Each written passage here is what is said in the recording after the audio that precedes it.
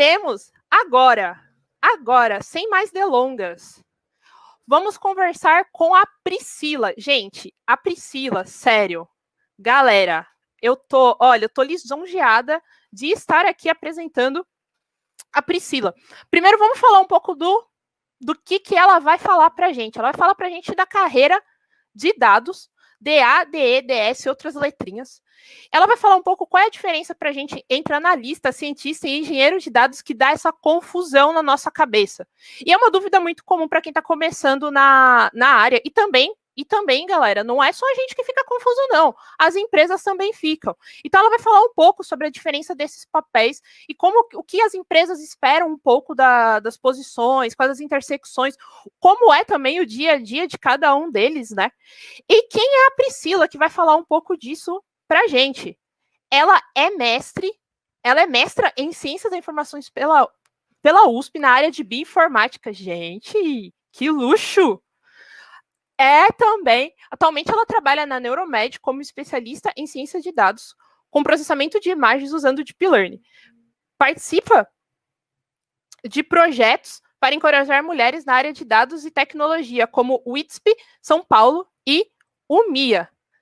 Galera, vamos lá, vamos se preparar para dar uma salva de palmas bem forte para Priscila, que ela vai vir aí falar para a gente sobre essa sopa de letrinhas. Priscila, por favor, venha para cá, chegou a tua hora. Olá, tudo bem, gente? Vou acender a luz para ver se fica melhorzinho. Não faz muita diferença. Olá, gente, tudo bem? Nossa, fiquei até com vergonha agora, depois dessa apresentação da Carol. Bom, muito prazer. Eu sou a Priscila. Vou me apresentar aqui, eu sou uma mulher branca, sou loira. Estou usando uma camisa branca com detalhes em preto, como se fosse xadrezinho. Estou usando um headphone preto. Estou sem maquiagem, só com um batom bem levinho. Bom, hoje eu estou aqui para falar, como a Carol já falou, da carreira na área de dados, né? O que é esse monte de letrinhas, o que faz um DE, um DE, um DA e um DS, e né, de onde que vem todas essas definições. Primeiro, um pouco sobre mim, como a Carol já falou, sou cientista de dados, sou mestre em sistemas de informação. Atualmente eu sou embaixadora do Women Data Science São Paulo. Ano que vem a gente vai ter evento, então já vou fazer um jabazinho, segue a gente nas redes sociais. E a comunidade do Mulheres em IA, que a gente teve um evento também essa semana, o nosso primeiro evento. A comunidade surgiu esse ano, da junção do IDS São Paulo com o IDS Rio.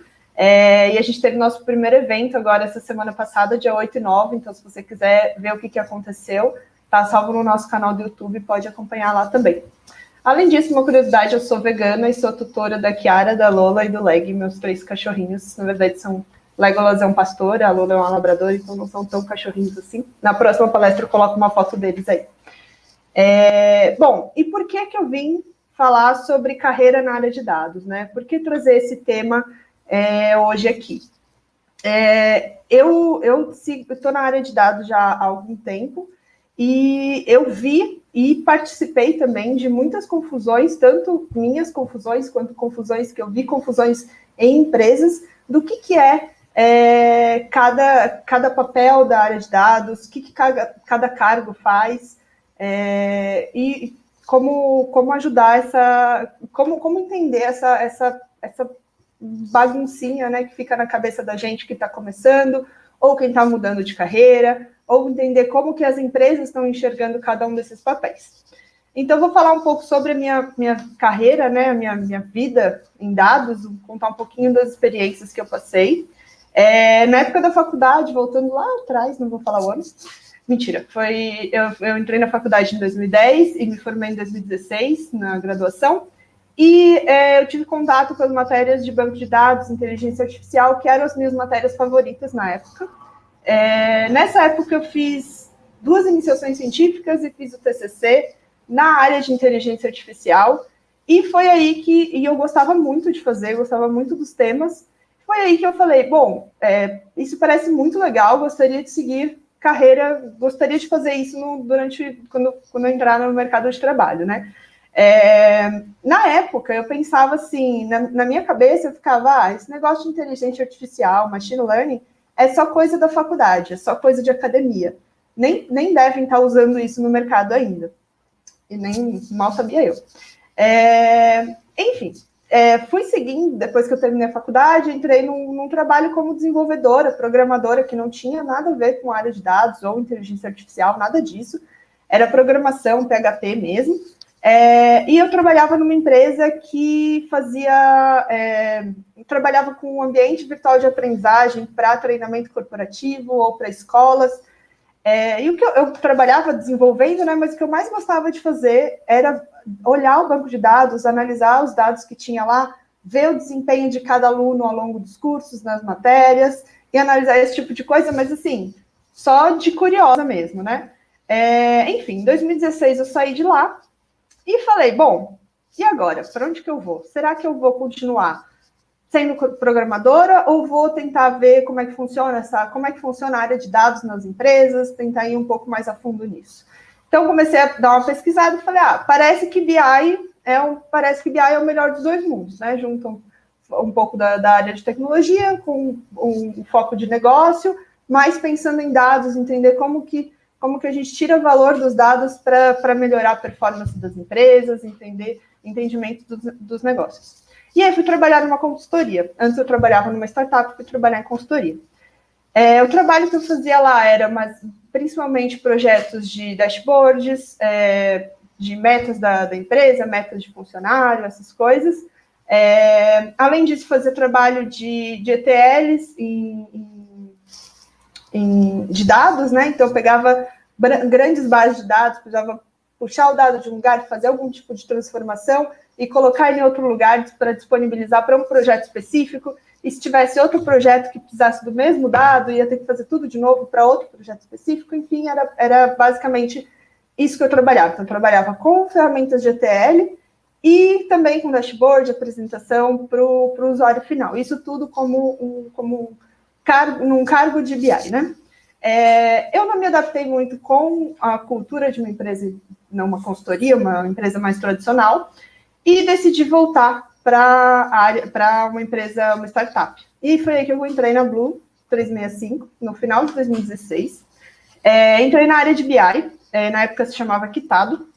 É uma fintech que é especializada na área de renegociação de dívidas, e eu entrei na área de BI. Quando eu entrei, o objetivo, eu fui a primeira funcionária, além da Red, que era uma Red mulher, aliás, muito maravilhosa, um beijo a Aline, que não sei se está me assistindo. E quando eu entrei, eu fui a primeira funcionária da área, além dela, e o objetivo era a gente construir uma plataforma, um data lake, um data warehouse com todos os dados de todas as aplicações da empresa centralizados num lugar só para a gente conseguir tirar insights disso. Então, foi aí que eu comecei a fazer a modelagem, entendimento do negócio, o que é cada coisa dentro do negócio da Blue. E aí eu trabalhei com modelagem de dados, e aí, a partir dos dados entrando nessa base, que aí quem fazia mais essa parte eram os data engineers e tudo mais, a gente tinha todos esses dados lá e a gente conseguia disponibilizar algum valor para a empresa. Então, fazia dashboards, entendimento dos dados para trazer insights de negócio. Eu entrei na Blue já falando, estou entrando como BI, mas meu objetivo é trabalhar com Machine Learning, trabalhar com Data Science. Então, eu entendo que não tinha dados na época, a gente precisava construir isso para poder chegar lá, mas esse é o meu objetivo. Então, lá em 2018, surgiu essa oportunidade, teve uma grande mudança de áreas e realocação dentro da empresa, né? E aí eu entrei como um cargo de DS. Porém, era um cargo de DS um pouco afastado, muito afastado, da área de tecnologia. O restante do time de dados continuou atrelado à tecnologia, enquanto eu, como DS, eu era uma equipe, estava sozinha na área, ficava mais perto da área de marketing, de operações, de performance, para ajudar a melhorar, a continuar melhorando a área de performance da empresa.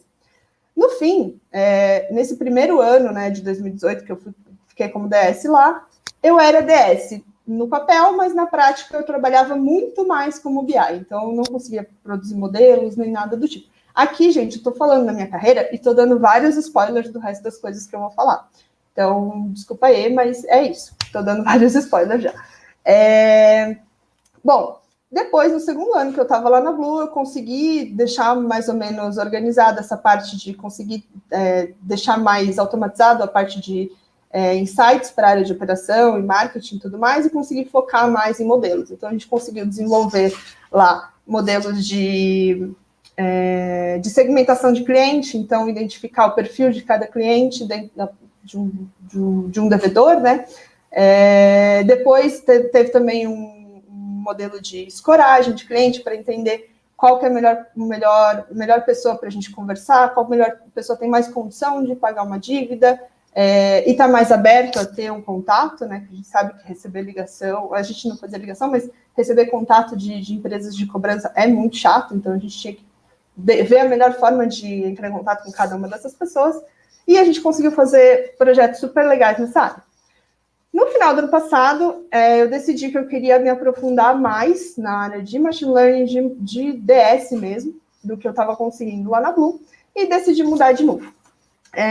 Agora eu estou na Neuromed desde janeiro, e aqui na Neuromed a gente é uma startup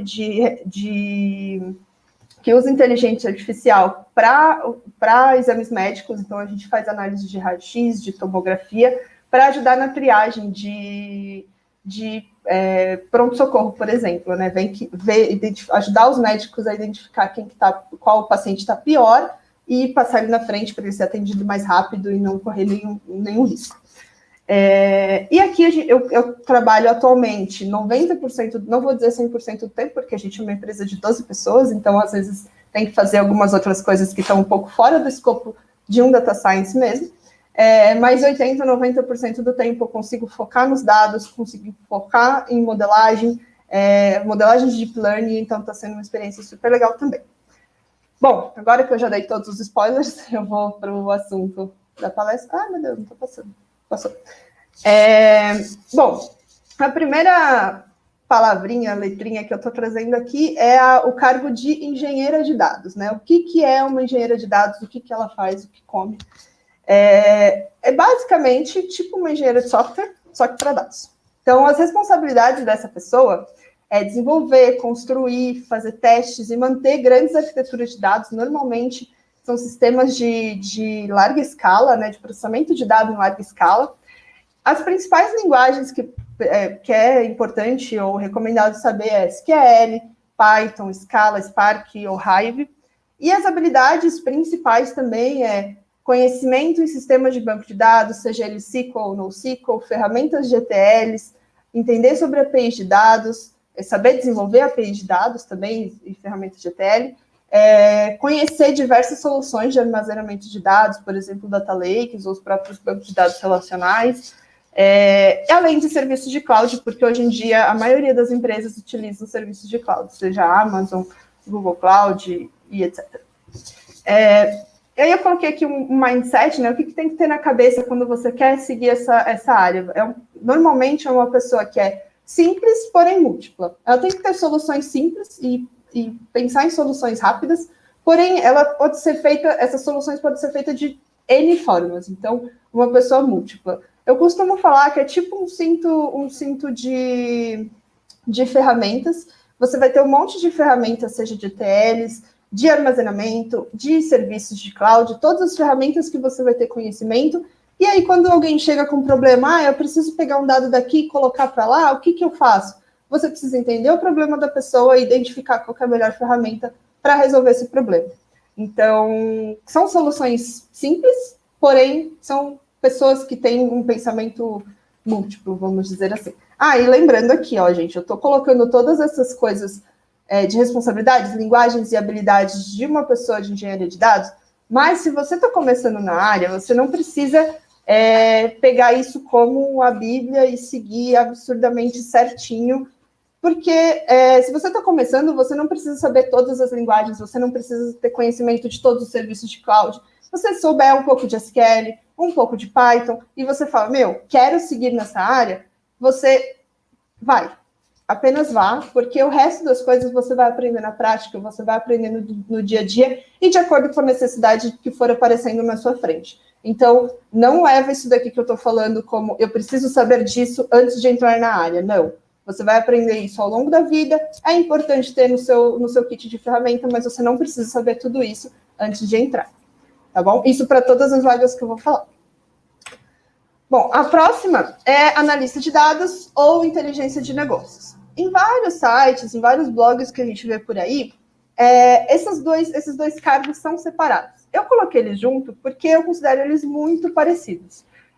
Normalmente, o que a gente vê por aí, empresas mais novas chamam de analista de dados, data analyst, e empresas mais antigas chamam de BI, business intelligence. Mas, basicamente, o dia a dia dessas pessoas é mais ou menos o mesmo, tá? Então, qual que é a responsabilidade, né? A primeira é fazer análises estatísticas, ajudando a melhorar a performance do negócio, e intermediar, fazer um intermédio entre a área de negócios e a área de TI. Aqui as principais linguagens também SQL, R, Python, mas podem ter outras também. E as principais habilidades é ter conhecimento de planilhas, ter conhecimento de... ter conhecimento de modelagem de dados, conhecimento de diversas ferramentas de visualização de dados, seja Power BI, Tableau, etc. E ter uma boa habilidade de storytelling, de você conseguir passar a mensagem dos seus dados contando uma historinha. E a estatística também. Aqui o mindset que eu deixei é que é uma pessoa que é malabarista, intuitiva e viciada em dados. Malabarista porque sempre chegam muitas demandas, você tem que intermediar, fazer um intermédio entre a área de negócio e a área de TI, você precisa fazer um malabarismo para fazer a forma que você fala atingir esses dois públicos, que normalmente pensam de formas bastante diferentes. Se é uma pessoa intuitiva que olha para o dado e fala, putz, e se eu fizer uma análise dessa forma, eu acho que eu vou tirar um insight muito bom. E viciado em dados, que olha aquela sopa de dados e fala assim, meu, quero, gosto, vou tentar tirar insights e ficar caçando coisas legais aqui para trazer algum tipo de melhoria de performance para o negócio. A outra letrinha que eu estou trazendo agora é a do Data Science, do DS, que a gente chama de unicórnio, né? Que todo mundo quer e está sendo razoavelmente difícil de encontrar no mercado. Mas está super hypado, todo mundo fala cientista de dados, todas as empresas querem, e é isso. A principal responsabilidade de um Data Science está em limpar e organizar principalmente grandes volumes de dados, né? Fazer as análises estatísticas da mesma forma que o analista de dados e também, principalmente, construir modelos preditivos, modelos de machine learning que atendem específicas necessidades do negócio. As linguagens principais são usadas Python, R, MATLAB, SQL. Aqui também, mesma coisa, não precisa saber tudo. As habilidades também, você precisa ter conhecimento de modelagem preditiva, um pouquinho de matemática, um pouquinho de estatística, de machine learning, modelos de machine learning, saber fazer também storytelling e visualização de dados. Como eu falei, aqui você não precisa saber tudo. Eu, por exemplo, eu sou Data Science hoje, eu não conheço muito de Hive, não conheço muito de Spark, trabalhei muito pouco com essas duas coisas, e estatística, eu vou te dizer que é o meu ponto fraco que eu tenho tentado melhorar. Então, por exemplo, eu estou trabalhando já há 3 anos, mais ou menos, na área de Data Science especificamente, e eu não tenho todos os conhecimentos que estão escritos aqui. Então, se você quer, comece a estudar, aprende o básico de cada uma dessas áreas e vai, tá? E o mindset aqui também é uma pessoa curiosa e mágica dos dados, né? Que pega os dados, limpa e organiza de uma forma muito específica, dependendo do modelo que for utilizar, e faz alguma mágica entre muitas aspas, com nossos modelos de machine learning, para conseguir trazer insights e criar produtos super legais, atendendo às necessidades do negócio também. Bom, como o nosso tempo é curto, eu não vou entrar tão especificamente nos outros cargos, mas tem milhões de outros nomes aí no mercado. Então, a gente tem a arquiteta de dados, que normalmente eu costumo falar que é uma pessoa um pouco mais alto nível do que um DE, é uma pessoa que precisa ter entendimento de toda a arquitetura de armazenamento dos dados, de pipelines, etc. Tem estatística, que trabalha muito próximo do data science, que normalmente acaba, em algumas empresas, acaba sendo o mesmo cargo. A engenheira de machine learning, que é um cargo relativamente novo, que é a pessoa, basicamente, que entende bastante de machine learning, trabalha muito próximo com o cientista de dados e ajuda esse cientista de dados a fazer deploy, a mandar esses modelos para a produção. Tem a administradora de banco de dados, que é um conceito mais antigo, a gestora de dados, que é a gestora do time, e DataOps, que é também um conceito novo, que se preocupa com as operações de dados, seguranças, etc. E, como eu falei, não são caixinhas fixas. Todos esses papéis têm intersecções. Aqui eu coloquei só os 3 principais que eu falei, para ficar um pouco mais claro, e por conta do tempo não ia dar para se aprofundar muito neles. Mas todos eles têm alguma intersecção, tá? E esse daqui é um desenho, vamos dizer, didático, porque o mundo real é bastante diferente, né? Pode ter engenheiro de dados que entende muito do negócio, ou analista de dados que é super expert em computação. Então, isso daqui também não é uma caixa fechada que você precisa seguir exatamente isso, você pode ter conhecimento de todas as áreas. E aí, como que todas essas pessoas trabalham juntas, né? Coloquei aqui um exemplo simples, né, de recebimento de novos dados. Então, chegou um novo cliente ou uma nova aplicação que você precisa puxar para dentro do seu data lake. Quem vai fazer esses pipelines de input e tratamento iniciais desses dados é o engenheiro de dados. Ele vai colocar dentro desse data lake e, em seguida, fica disponível para as outras pessoas. Então, quem vai fazer depois análise de negócios, dashboards e tirar insights iniciais desses dados é o analista de dados, ou o BI. E quem vai fazer mais tratamentos mais aprofundados, modelos de machine learning e produtos de necessidade de negócio é o cientista de dados. Aí, ali no final, eu coloquei a parte do deploy do modelo em produção, que é colocar esse modelo no ar. Eu coloquei o engenheiro e o cientista de dados, pode ter o engenheiro de machine learning também, e aí depende muito da empresa. Bom, e aí você vai perguntar, mas Pri, todos, então, beleza, esse daqui é o cenário certo, todas as empresas funcionam assim? Não, não é bem assim. Como eu falei no começo, né, da minha carreira, existe uma confusão muito, muito grande na parte do entendimento de papéis. Até estou lembrando agora de um caso que eu fui fazer uma entrevista numa empresa. Eu fui por indicação, então eu nem cheguei a ler a descrição da vaga. Só me falaram, estão criando a área de dados, vai lá que vai ser legal. Eu falei, beleza, fui lá. E aí, conversando no meio da entrevista, eles falaram, essa vaga é para engenheiro de dados, a pessoa que vai fazer modelos de machine learning. Aí eu falei, pera, moço, não é bem assim. E aí a gente conversou, basicamente a entrevista a gente passou bastante sobre alguns dos pontos que eu falei aqui, né? Eu falei, o meu entendimento não é assim, o engenheiro de dados faz isso, o data science faz isso, etc. E no fim, não fui trabalhar nesse local. Não por esse motivo, tá, gente? Foram por outros. Tem outro ponto que é bastante importante, a falta de preparo das empresas para começar uma área de dados. Então, uma área de data science, então às vezes a empresa não tem dados suficientes na base para um data science chegar e começar a trabalhar. Então, acontece muito de data science chegar em empresas onde os dados não estão estruturados, não estão nem disponíveis de uma forma fácil, então é bastante frustrante. E tem bastante empresa também que não tem cultura para a utilização dos modelos. Então, você desenvolve o modelo, coloca em produção e fala, olha, galera, usa aqui porque vai melhorar isso, isso, isso do seu processo. E as pessoas falam, tá bom, senta lá, sabe? Tipo, não tem uma cultura nas pessoas de falar assim, pô, legal, produto novo, vai resolver meu trabalho, vou utilizar. Então, basicamente isso, nem todas as empresas entendem assim. Quando for fazer entrevista, tem que entender. Pergunta bastante sobre a área, sobre como que funcionam os projetos, qual que vai ser exatamente a sua função, para você entender se a letrinha que eles estão colocando na vaga é exatamente o trabalho que você vai fazer no seu dia a dia, tá bom? Bom, é isso. Eu acho que eu passei um pouquinho do tempo. Me desculpa. Tá aqui minhas redes sociais, meu LinkedIn, que é uma rede social, e meu e-mail. Se alguém quiser entrar em contato comigo, fica à vontade, tá? Estou disponível. E é isso. Muito obrigada. Arrasou! Foi ótimo! Obrigada. Olha, Realmente é uma sopa de letrinhas, a gente se embanana todo. Pri, teve muita pergunta. Sério, a galera bombou aqui de perguntas. Eu separei algumas, tá? Para fazer para você. E teve algumas que você já foi respondendo. Parecia que tava vendo que a galera tava perguntando. Mas eu acho que algumas se destacaram, principalmente foi uma que a Larissa fez, que foi: eu vejo muitas vagas de júnior para DS que pede mestrado e doutorado em estatística ou áreas afins. Para quem não tem essa qualificação, qual é o caminho para conseguir o primeiro emprego?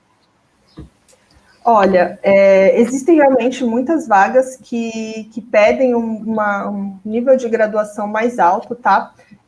O que eu diria para você pesquisar, tem outras vagas, se candidata. Primeiro, se candidata.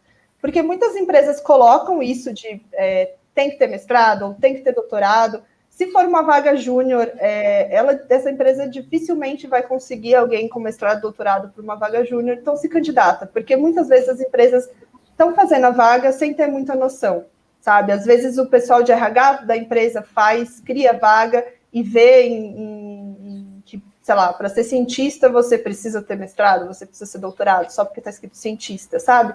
E aí coloca uma vaga júnior que precisa de doutorado. E assim, a gente sabe que esse cenário é muito difícil, né? Então, se candidata, às vezes a empresa não tem noção e continua pesquisando, porque tem muita empresa que está contratando júnior sem precisar desses graus de graduação muito elevados, tá? De resto, assim, o que eu recomendo muito é criar um portfólio. Então, poderia ter colocado isso na minha palestra. Cria um portfólio. Então, começa a fazer projetos, faz projeto do Kaggle, se você quer CDS, tem muitos projetos, muitos desafios legais no Kaggle. Então, você pode fazer esses desafios e colocar no seu GitHub, por exemplo. As empresas que vão te contratar, elas podem olhar o seu GitHub, entender como você faz seu código, entender como você analisa um problema e etc. Então, fazer o portfólio também é muito legal. Bacana. Eu acho que é sempre importante, né, a gente também ter essa noção de que não está fechado, né? As vagas vai depender muito do que você conversar, do que você conseguir mostrar ali para a galera, né?